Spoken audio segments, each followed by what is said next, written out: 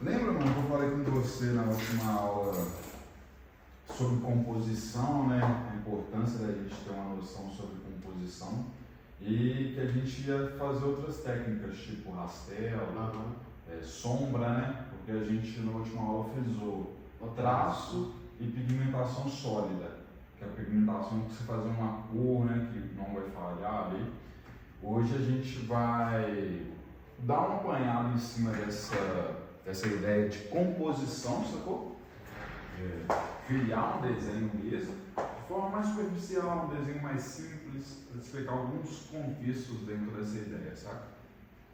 Então, eu imprimi uma ideia aqui, daí, como se fossem 3 etapas, né?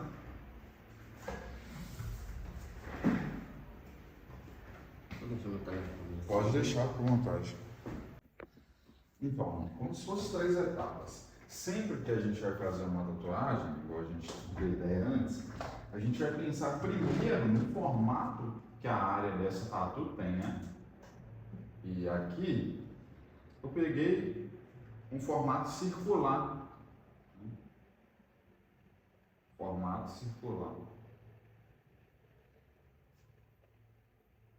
Quais áreas do corpo que a gente visualiza assim que tem esse formato circular? Lógico, né? Nenhuma área do corpo é um círculo completo. Nem nosso crânio, que é bem arredondado, tem as suas distorções. Mas quais áreas do corpo tem um formato parecido com um círculo? Eu acho que aqui, o ombro, exato. Tipo assim, o joelho também, se você olhar assim, isso, uma circunferência também.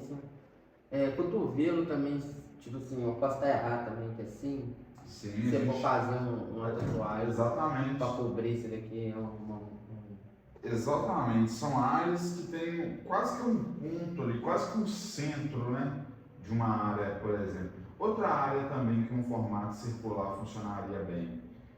Lembra que a gente falou sobre áreas assimétricas, como o braço, por exemplo, que é muito irregular, não tem uma área parecida, né? Tem uma área aqui que um lado é parecido com o outro, mas o peito, por exemplo, um lado é parecido com o outro, as costas também, né? Então, às vezes, posicionar um círculo numa área estratégica das costas, como o trapézio, por exemplo, aqui em cima, funciona muito bem, sacou? Né? Então, às vezes a tatuagem ela já vai ter esse formato circular e você consegue encaixar ali, é legal, tipo assim, criou um encaixe que funciona bem.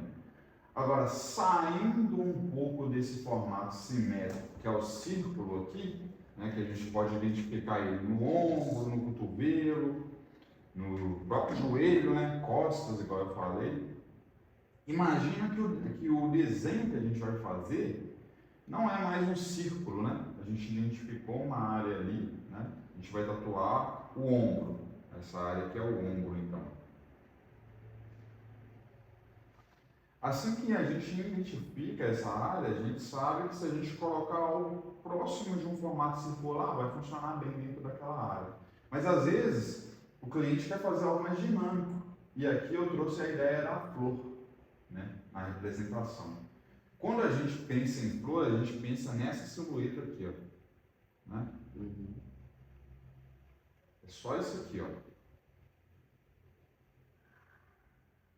Esquece o verde, só o vermelho do desenho, né? Quando a gente pensa nela, a gente pensa em o que a flor te remete, muitas das vezes. Na hora que você pensa na ideia da flor, qual sensação que a flor transmite, né? Tipo assim, dentro da tatuagem, por exemplo, você vai tatuar um tigre, o tigre é feroz.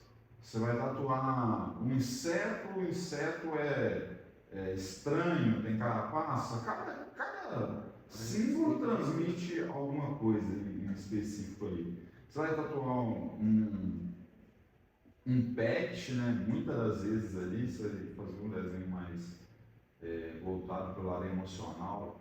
Então, quando você pensa na ideia da flor, o que te remete na questão do sentido? Questão de sentido, tipo assim, sentido tipo assim, jardim, lembra jardim, calmaria. Isso. Entendeu? Exatamente. É indo para esse lado mesmo. Calmaria, vamos pensar mais tranquilidade. Tranquilidade.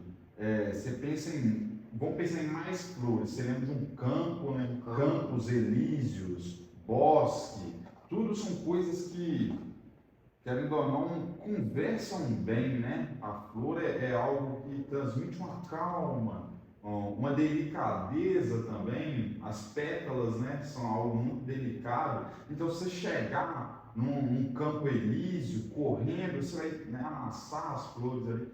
Então, calma, delicadeza, tranquilidade, tudo são adjetivos que a gente pode trazer aqui na flor, né? E quando a gente vai desenhar, parece que isso, tipo assim, parece que esses sentidos, esses significados são bobeiras, mas quando a gente vai desenhar, é isso que enriquece o trabalho, sabe? Que dá contexto, né? Quando, por exemplo, você vai, tem um cliente querendo fazer um desenho. Entender sobre esse desenho, entender sobre essa figura ali, gera um contexto que você consegue conversar com o cliente, você traz propriedade para aquilo que você está fazendo, ao invés de só fazer uma flor e entregar aquilo, sabe? A composição é algo que te dá, né, trabalhar a composição, principalmente com o cliente, ele vindo, é algo que te dá uma notoriedade, uma propriedade na cabeça do cliente mesmo, sacou? Então aqui, ó, voltando para a ideia de composição, quando a gente pensa na ideia da flor, a gente pensa, né, em delicadeza. Então, sempre que tem algo delicado, é sempre um traço mais arredondado. Já reparou? Né? Agora, qual que é o contrário de delicadeza e calma? Estresse, perigo, bruto, né? Agressivo. Esse é o contrário. Então, se aqui a gente representou uma pétala com um movimento oval, o contrário disso é ponta, é pontiagudo, né? O pontiagudo aqui, ó, ele rasga a pétala, né? Então é o contraste entre o agressivo e o calmo. Quando a gente lembra disso, as coisas no nosso desenho vai fazendo mais sentido, porque vai assemelhando a realidade das coisas. E isso traz contexto para a composição. Contexto e composição são duas coisas que têm que andar muito juntos, sabe? E voltando aqui para o desenho, ó, você vê, antes de eu adicionar as folhas, os galhos, os espinhos, era o mesmo formato, era esse formato que tinha. Então, além de ser um formato repetitivo, você olha para isso aqui, te traz só uma sensação ali de arredondamento, não tem dinâmica, não tem contexto. Então, né, vamos supor, se a gente fosse fazer essa flor aqui para encaixar nessa área do ombro, só com essa ideia simples, a gente teria que aumentar a flor para ocupar um espaço maior e as pétalas já ficariam grandes demais, sem necessidade. Então, muitas vezes, dentro de uma composição, a gente pega, né, essa ideia aqui das pétalas, é algo muito válido, mas a partir daí, né, que a gente traz outros elementos, para equilibrar essa repetição de movimento, né? Então aqui, ó, você vê que esse movimento mais esticado, mais alongado, cria um contraste. Você consegue perceber nitidamente os elementos aqui. E eu fiz um desenho mais simples aqui, só para a gente, né, visualizar um pouco mais. Agora eu vou parar e te perguntar, porque eu sei que composição é muito complexo, né?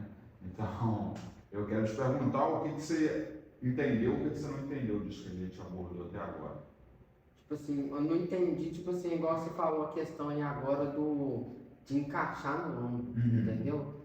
Tipo assim, se fosse para encaixar no ombro, tipo assim, é igual, vamos supor assim, você falou, as pétalas vão ficar muito grandes, entendeu?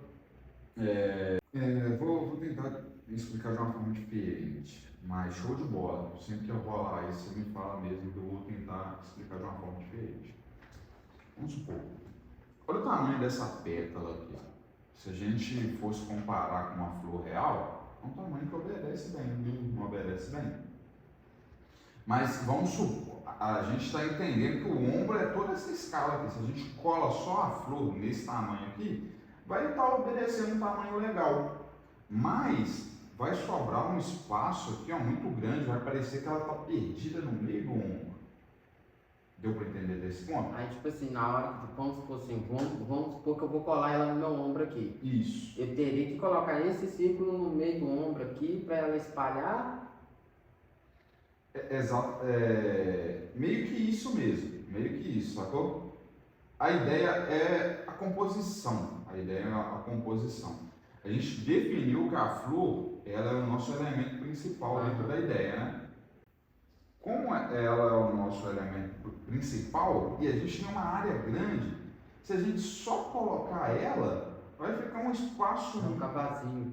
Exatamente também. E vai ficar umas pétalas muito gigantescas, sem necessidade. Né? Parece que só está aumentando para encaixar ali, mas você poderia trabalhar outros elementos secundários, que aí é os ramos e as folhas. Né?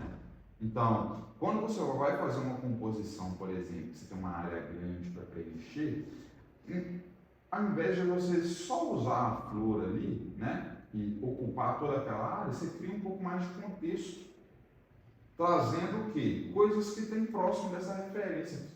Para a folha existir, tem que existir o caule, os ramos e as folhas, né? Às vezes até o fruto. A flor é um pré-fruto, né?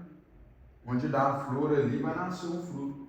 Então olha o tanto de coisa que a gente tem de elemento secundário Para complementar, né? para complementar ela. Se esse desenho simples ficasse gigantesco demais, seria quase que um desperdício. Porque, tipo assim, na questão de, tipo assim, de um espaço para o outro aqui vai ficar muito aberto. Exato, muito aberto, muito espaçado, perfeitamente.